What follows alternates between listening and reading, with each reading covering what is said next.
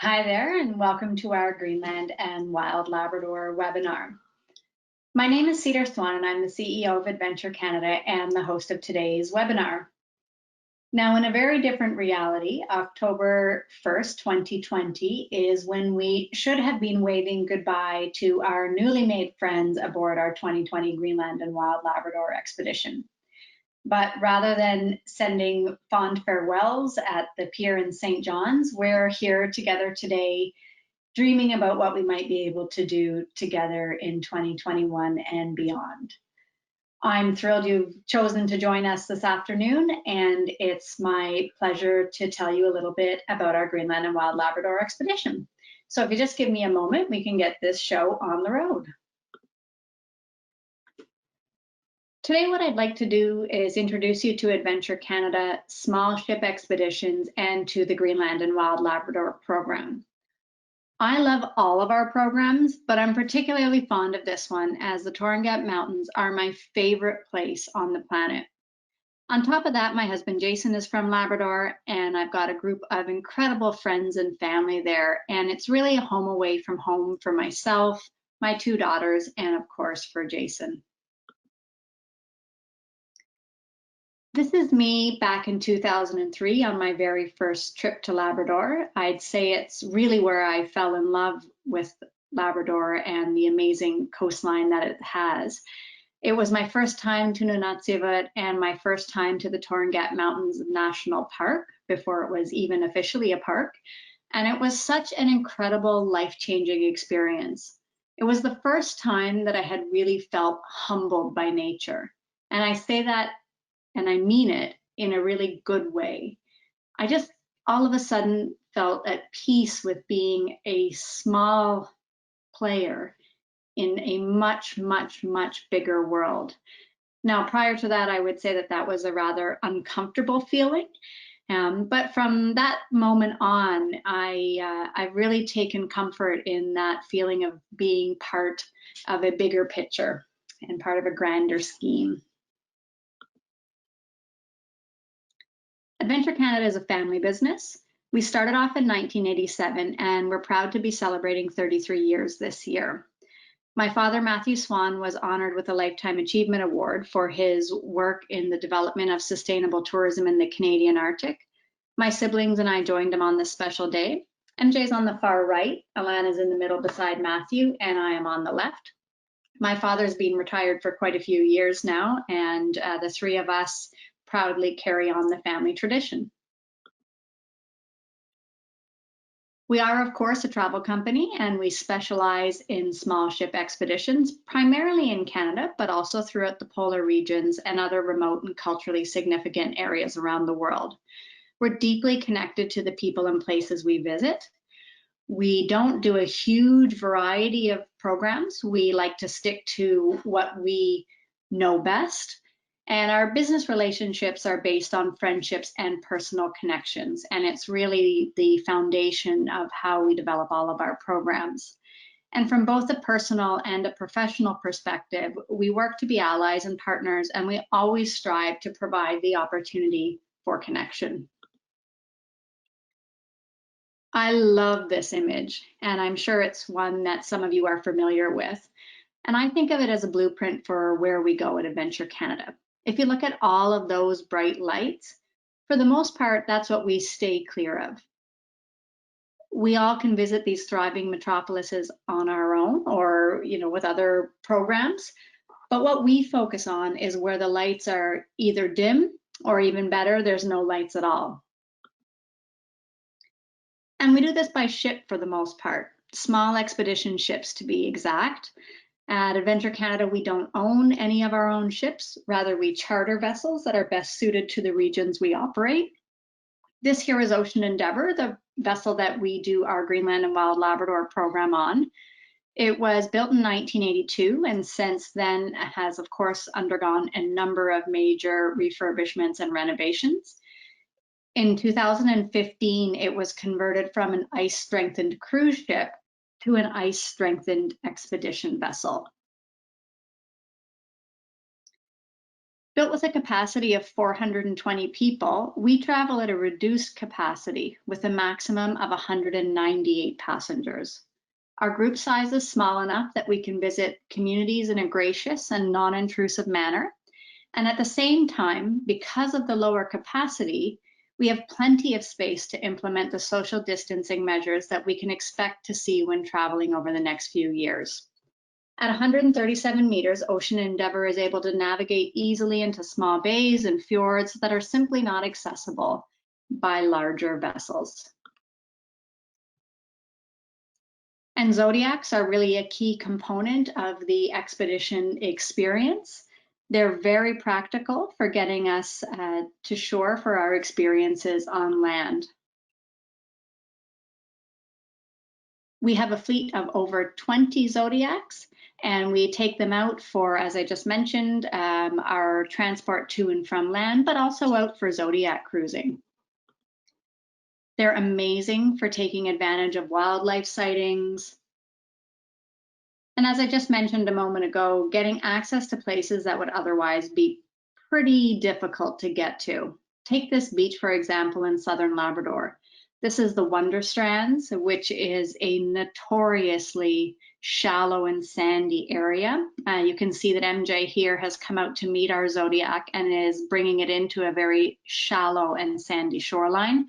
And we simply wouldn't be able to do this with a different type of tender or even a small ship. It's just simply not possible. So Zodiacs really give us access to a wide variety of landing conditions. This here is Eclipse Sound that we visit on our Greenland and Wild Labrador program.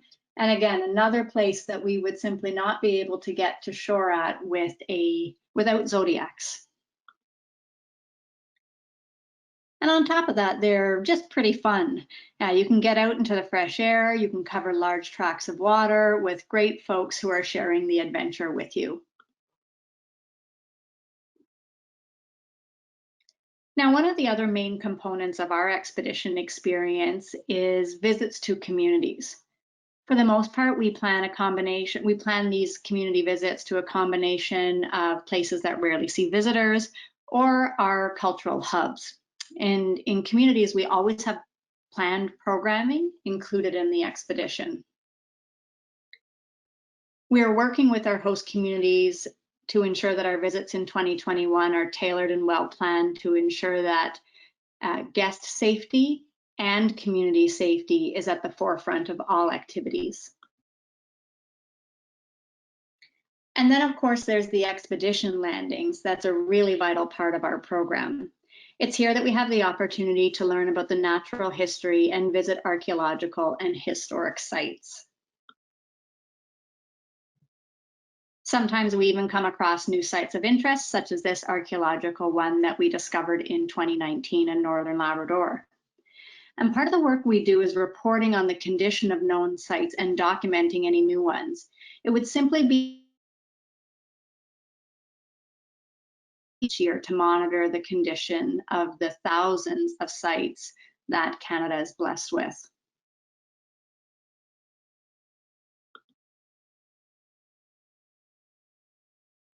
At each landing, we break into smaller groups, either based on subject matter. For instance, you could join a photography workshop, you could explore the tundra with a botanist or geologist, you could sketch with an artist in residence, or go on a hike with an ecologist or a cultural educator. And at other times, we separate based on physical fitness desires. For instance, we regularly have a strenuous, a long, a medium, and a short hike, as well as options for folks that just want to hang about and be beachcombers. We're able to offer this diversity because of the size of our expedition staff.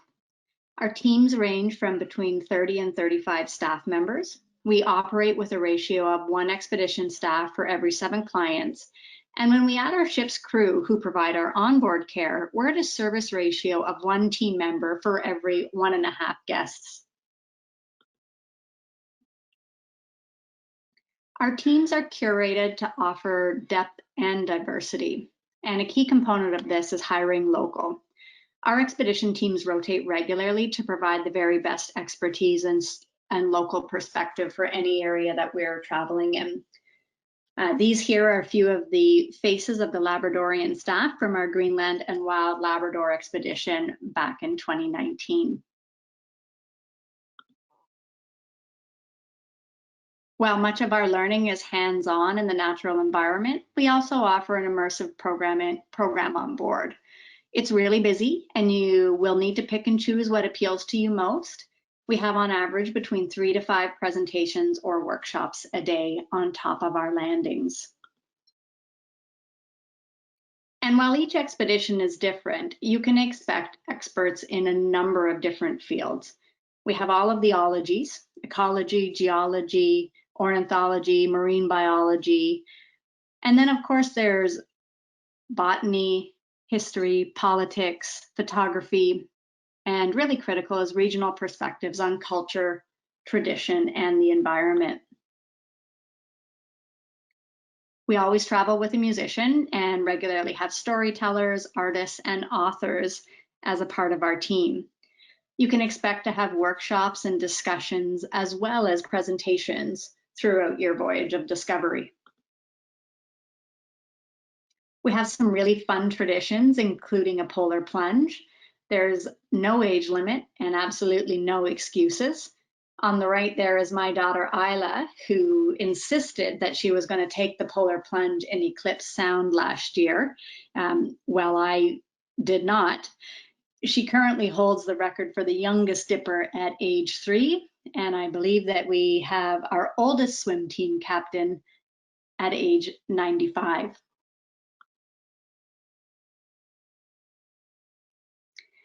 We have a number of other great inclusions, including our camera program. We partnered with Nikon Canada and have a loaner program where you can sign out and use our Nikon cameras and lenses throughout the voyage at no cost to you. It's a really great way to sample new gear and just try your hand at photography if perhaps you've just got to point and shoot yourself.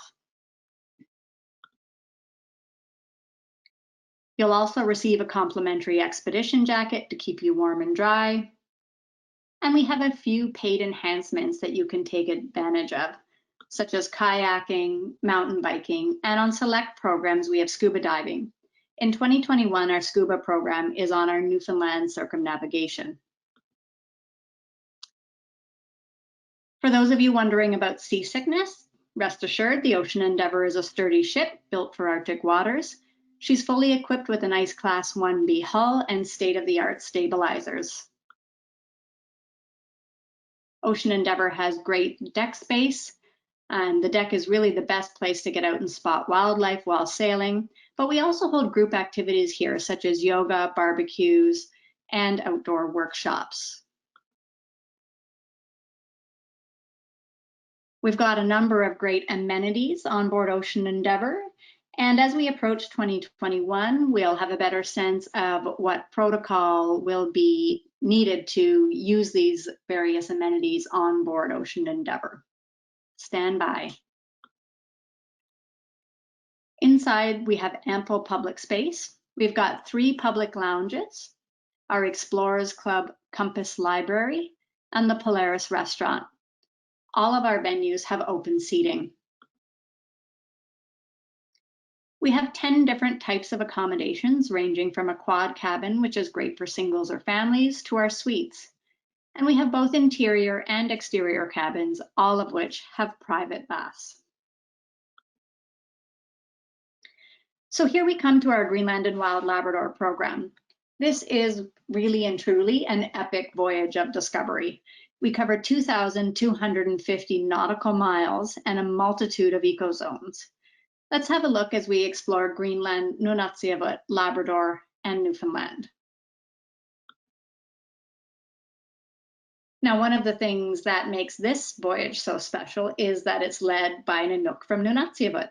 This is Jason Edmonds, our expedition leader, and also my husband.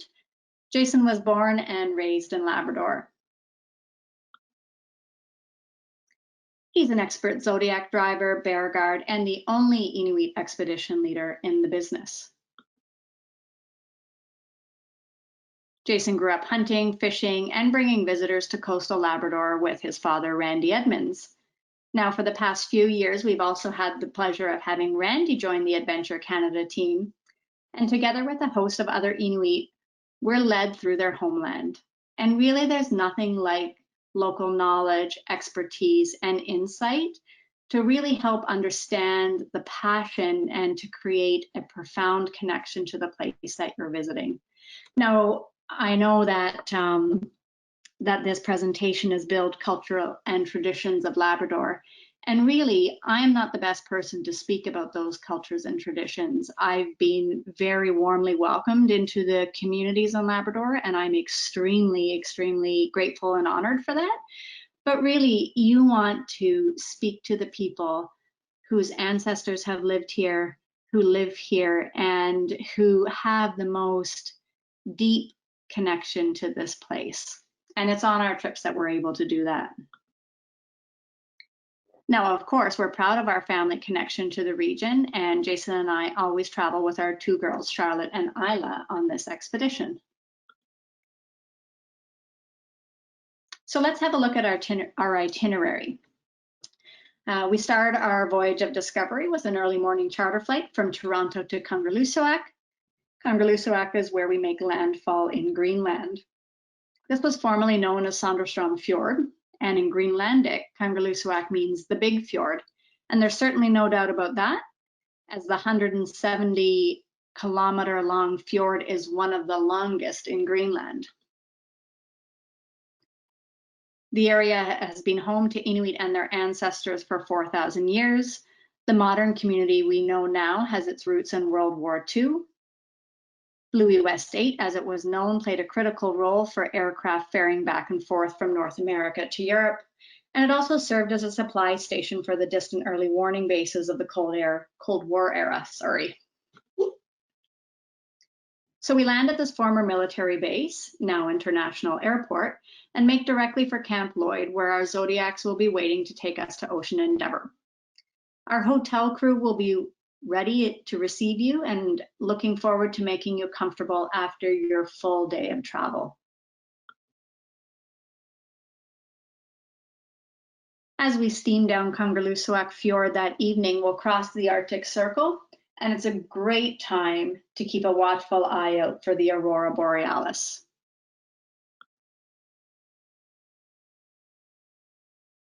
Now, our first full day in Greenland is an absolutely incredible one.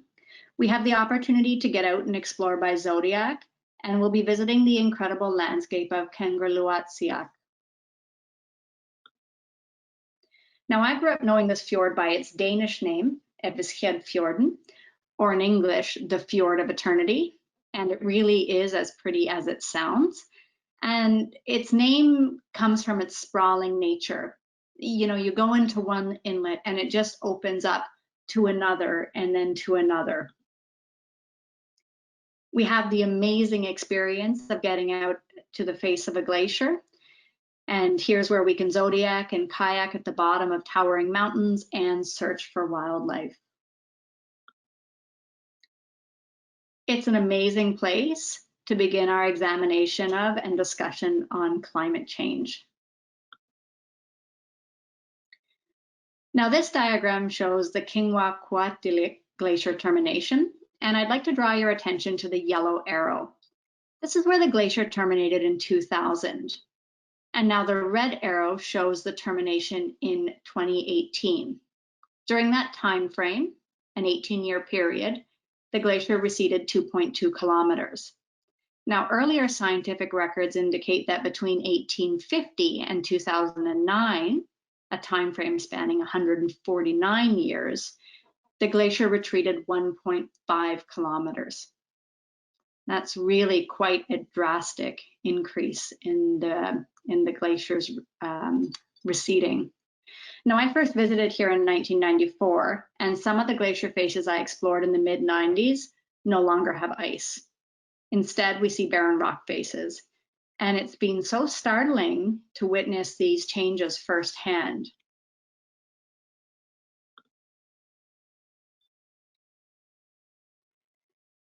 Now, a little bit more about Greenland itself. at 2,184,700 square kilometers. It's the largest island in the world. From north to south, it covers 2,700 kilometers, which for reference is a similar distance of the entire eastern seaboard of the United States, right from the southern tip of Florida to the Canadian border. And about 80% of this incredible landmass is covered by ice. The next stop that we have in Greenland is in Nuuk, which is the capital city. It's got a population of about 17,000, and really it's a hotbed of activity. In recent years, I've even heard it dubbed the new Nordic city of culture. Nuuk has a rich history, and much of our organized time is spent exploring the old colonial town. A highlight of our time there is at the Greenlandic National Museum, pardon me, and the prime attraction is the Kilikutsuk mummies. These 500-year-old mummies found in 1972 are the best preserved human remains ever discovered in North America. Found a little bit further north near Umanak, the two grave chambers contain 6 adult women and 2 children. The museum also has a large collection of skin boats, dog sleds, and an extensive collection of art, photography, and traditional Greenlandic dress. Be sure to spend at least 2 hours at the Greenlandic National Museum. Now, outside of the old colonial harbor is where we can really see how the old and new traditions are blending. There's the Nuuk Art Museum, Greenland's Culture House, Qatak, the Parliament, lots of street art, and really cool Nordic cuisine and a great craft beer scene emerging. A lot of our guests take the time to visit the meat market or take in some of the shops. And Nuuk is a great place to pick up Greenlandic fashion, traditional kiviok, antler jewelry, as well as some of the well-known shamanistic tupalaks before we set sail for Canada. Crossing the Davis Strait gives us the opportunity to get to know each other and get underway with our educational program. Now, throughout the course of the expedition, you can expect programming of some sort whenever we're not ashore at a landing. Now, our program can range from introductory lectures on seabirds, geology, and anthropology to small group workshops. For instance, here you can see Dylan offering instruction on how to make the best use of spotting scopes and how to use your binoculars. Here's JR doing a knot tying workshop, but other examples are GPS workshops, watercolor painting, sewing, songwriting, Inuit games, and sampling of traditional country food. It's also a chance to share and teach traditions. This is my daughter, Charlotte, who was 6 when this was taken. She's with Maria Makarutsuk, and she's learning to light and tend the kudlik. And it's such an amazing experience to watch the transfer of knowledge from one generation to the next. And I'm so proud of her to be able to learn this tradition like so many other strong Inuit women before her. Sea days are also a great time to get out on deck. The sky, the light, the movement of the ocean, it can be absolute magic. Now we enter Canada in Inuit Nunungat. This is the name for the 4 Inuit regions of Canada. On our Greenland and Wild Labrador expedition, we call in at Nunatsiavut, which is the red portion indicated here on the map on the eastern coast of Canada. Our next few days will be spent in the Torngat Mountains National Park. And really, this is an unknown jewel in our national park system. I'm going to tell you a little bit about the park and its natural history as I run through some of the imagery from our expeditions over the past few years. Our intended expedition stops are in Eclipse Sound, Rama Bay, Nukbak Fjord, and Sadlak Bay. The park itself is a whopping 9,700 square kilometers. It spans from Ungava Bay to the Labrador Sea. It encompasses two distinct and contrasting landscapes, the George Plateau and the Torngat Mountains. Our time will be spent on the eastern coast of Labrador, where we'll explore the mountainous landscape and deep fjords that characterize this area. We'll sail amongst the highest mountains in Canada east of the Rockies, where there are still over 40 small glaciers high up in the mountains. These are the only glaciers left in eastern continental North America. At water level, we'll see classic U-shaped glacier-carved valleys, hanging valleys, and other notable geological features. Over the past 3.9 billion years, there have been at least 5 major geological events. The slow repetition of tectonic events is called the Wilson cycle, and there are few places where it can be seen as clearly in the rock record as the Torngat Mountains. There are about 330 species of vascular plants and 220 species of mosses and liverworts. There's no real forest in the park except for dwarf spruce, but we'll find low-growing Arctic tundra shrubs. In the fall, we regularly see evidence of bears having feasted on berry plants such as mountain cranberry, bearberry, and crowberry. The subarctic terrain supports a variety of boreal and Arctic wildlife, including caribou, polar bear, black bear, wolves, fox, lemmings, voles, and Arctic hare. Minke whales and seals are also commonly seen in the fjords we sail through. For the birders, we may spot a number of warblers and sparrows, as well as black guillemots, rock ptarmigan, red-throated loons, snowy owls, and rough-legged hawks. And we may have the opportunity to see a few species at risk, including the harlequin ducks, peregrine falcons, Barrow's goldeneye, and the short-eared owls. The Torngat Mountains really is wild and a really vast wilderness, and it's easy to forget that this area has been touched by human hands. It's really feasible that you could step on land here and feel that you are the only human that has ever laid foot or touched a hand on a certain part of rock. It has that feeling of being at the edge of the world. But in fact, the archaeological record shows that Inuit and their ancestors, the Paleo-Eskimo and Thule people, inhabited this area for close to 7,000 years. We'll stress the opportunities to dive deep into Inuit culture, history, political movements, relocation, reconciliation, and present life well in the heart of Nunatsiavut. For many Inuit in Nunatsiavut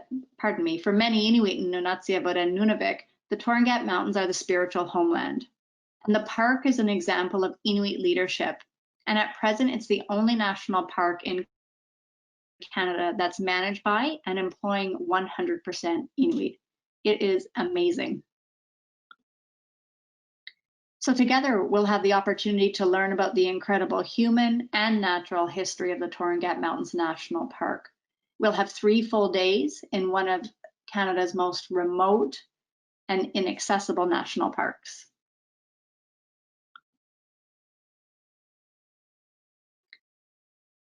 Now, Hebron is a National Historic Site just south of the park. For our journey, this is the epicenter of the Moravian legacy in coastal Labrador. The Church of the Brethren, or Moravians, established 9 missionary posts in northern Labrador. They chose sites where Inuit frequently camped, hunted, traveled, or gathered annually. Their ultimate purpose was the Christianization of the Inuit of Labrador. And the Moravian presence has had a deep impact on life in Labrador. For many years, life centered around a number of the missions along the coast. New forms of education, cultivation, and of course, Christianity was introduced. And today there are many that still worship in the Moravian churches along the coast. Our 2 daughters, Charlotte and Isla, were baptized in the Moravian church in Nain. So back to Hebron, the mission was founded in 1830. Architecturally, it's very interesting. If you can imagine, it was a prefab building that was built in Germany and then shipped over to Labrador. It's got steep, elongated roof punctuated by small dormer windows. And there's been recent restoration work done on the main mission building, but a number of the other surrounding buildings are in a state of dilapidation. The Inuit community succeeded here because of the rich hunting, fishing, and sealing grounds. However, modern authorities were challenged by the prospect of providing adequate health, justice, and educational services to the people of Hebron, and they closed the mission in 1959. The people of Hebron were relocated to a number of other communities south in Labrador. And as with every other forced location that I've learned about, there continue to be serious practical, social, spiritual, and cultural ramifications because of the relocations. In 2005, then Premier of Newfoundland and Labrador, Danny Williams, offered an official apology to the relocatees of Hebron and their families. And what I find most haunting about the experience in Hebron is the absolute beauty of the place, coupled with the complicated and heartbreaking human story. It's very, very difficult to leave this place unmoved and untouched.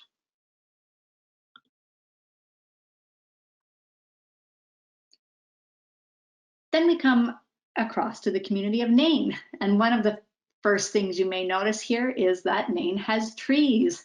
We're right on the tree line here. It's a place that I have a wonderful personal connection to. My husband and our expedition leader, Jason, is from here. The population of primarily Inuit hovers between 12 and 1,300, and Nain is the administrative capital of the Nunatsiavut government within Labrador. Our time here is spent exploring by foot. We call in at the Nunatsiavut government building, the Moravian church, the artisan center, the food security center, the community shed, and Ilusuak, a community culture center which has just recently opened, and you can see the beautiful photo of it here. We'll have the opportunity to meet with local people, including an accomplished group of artists who have jewelry, sculpture, and sealskin clothing and accessories available for sale. Leaving Nain is never easy since, for us personally, we've got a lot of great family and friends here, and often our two girls are left with Grandma as we head down the coast. And our next 2 days are spent exploring the south coast of Labrador. The area is dotted with islands and bays, and it's particularly good for marine mammal and bird watching. You'll notice a more gentle landscape, and we'll learn about the Innu settler and Viking history through our onboard and onshore program. Now, for many, L'Anse aux Meadows is a very important reason for booking this expedition. It's the only authenticated Viking site in North America.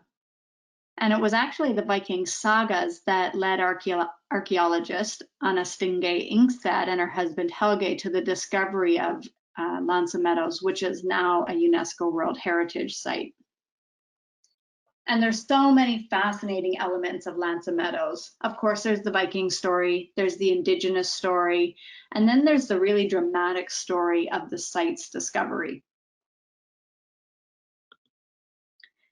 We'll visit the excellent Parks Canada Visitor Centre and receive expert interpretation at the archaeological site and in the reconstructed village.